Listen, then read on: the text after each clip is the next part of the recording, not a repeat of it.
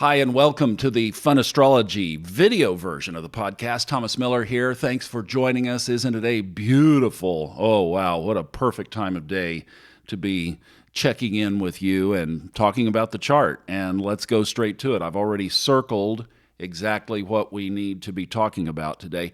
You know, isn't it interesting that as we've been following these planets around, especially this week, because of this big conjunction, I think we've been able to really get an idea of the ebb and flow of how these energies affect our lives. Talked to a lot of you who have said that the energy midweek was just electric as we've come off of this now conjunction on Tuesday of Jupiter and Neptune.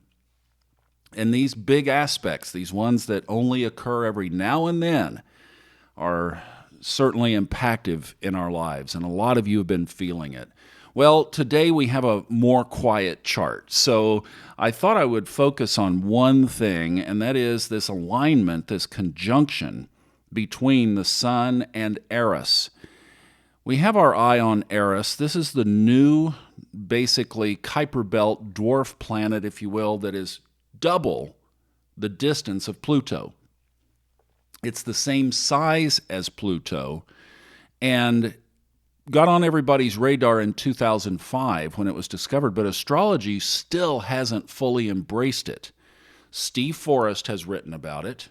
A guy by the name of Henry Seltzer has written about it. He's the creator of the Time Passages software. But there aren't a lot of articles and commentary about Eris. So you can put pieces together. What we do know is that it was it's the sister of Mars in mythology, the Greek version and the Roman version. And the Roman version is named Discordia. And there's a story that you can read. If you want to read the mythology around it, I'm not going to go into it here. But basically, Discordia got shunned from a party and sought revenge on those other people who shunned her from the party. And the idea is that she wanted to see them suffer. She wanted to reciprocate the pain. So how Steve Forrest describes it is an archetype of not wanting to necessarily win or lose, but more so wants to see you suffer in the process. Now, the flip side, what's the upside? What's the positive side of this Discordia, which mostly carries this negative energy, especially around the story of the mythology, is competition. Healthy competition breeding better outcomes. So, in other words, if we are competing for a particular space, that competition raises the boat for everybody. It creates a better product. Hopefully it creates better marketing. Hopefully it creates more usefulness, etc. So that's the positive idea of Eris.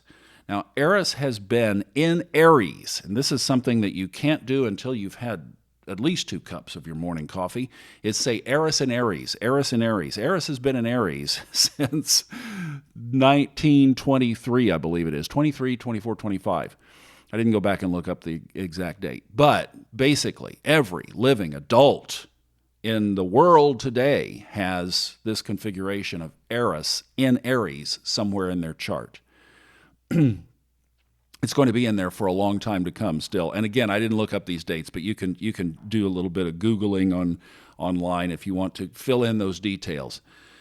The other thing is because it moves so slowly, it's been in this square aspect with Pluto, and this isn't going to change for quite a while because it's going to take nigh forever for Pluto to get out of this square aspect somewhere here in the early degrees of Aquarius. That's not going to happen until 2026, 2027. So we've been locked in this square aspect. So we don't get too excited about it.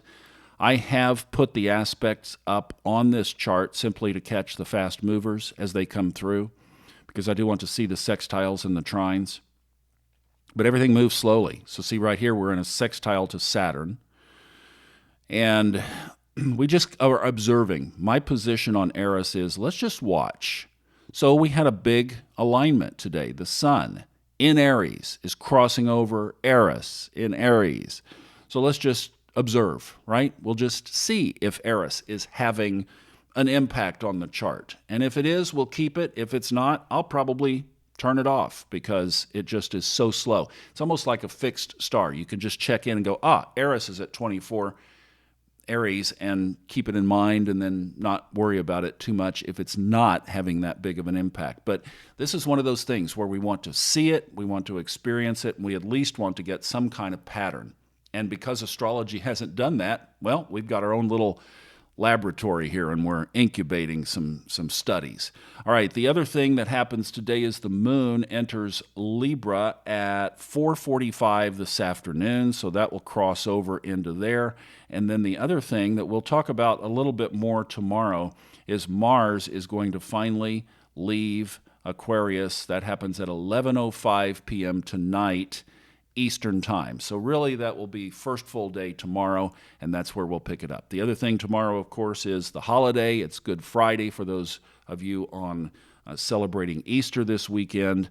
And it also, we're in the middle of Passover and Ramadan is going on. So all of the major religions that celebrate this spring holiday are all converging on this weekend. So we'll set that up tomorrow as well.